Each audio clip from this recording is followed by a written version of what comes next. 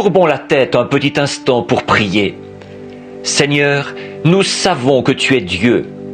Et cela, après avoir lu cette parole sainte et sacrée, nous pouvons encore voir que ta nature n'a pas changé. Tu es toujours Dieu.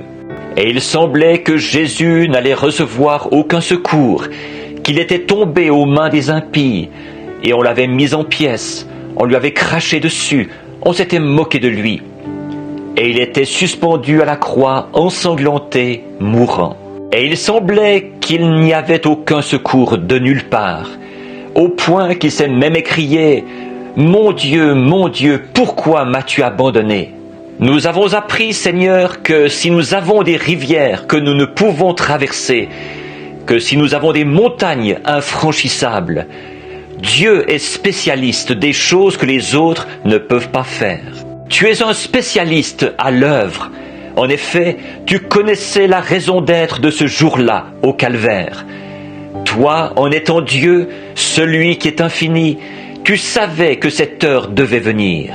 Mais une fois qu'elle a été accomplie, alors tu as montré que tu étais Dieu.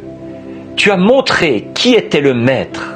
Tu as ébranlé la terre, et les saints qui dormaient dans le sol sont ressuscités. Tu as obscurci le soleil dans la nuit, comme dans les ténèbres de la nuit, pour montrer que tu étais Dieu.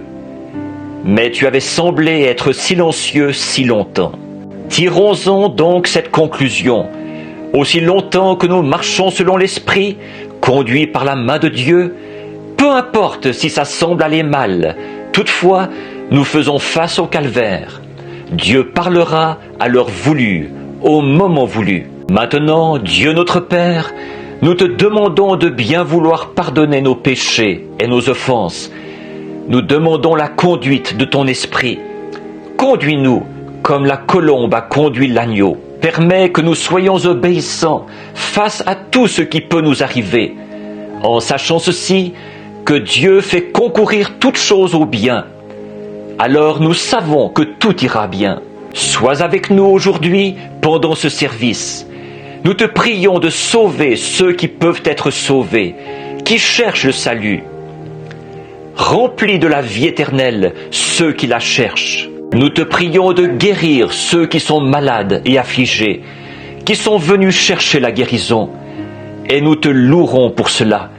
Nous le demandons au nom de ton Fils, notre Sauveur, Jésus-Christ. Amen.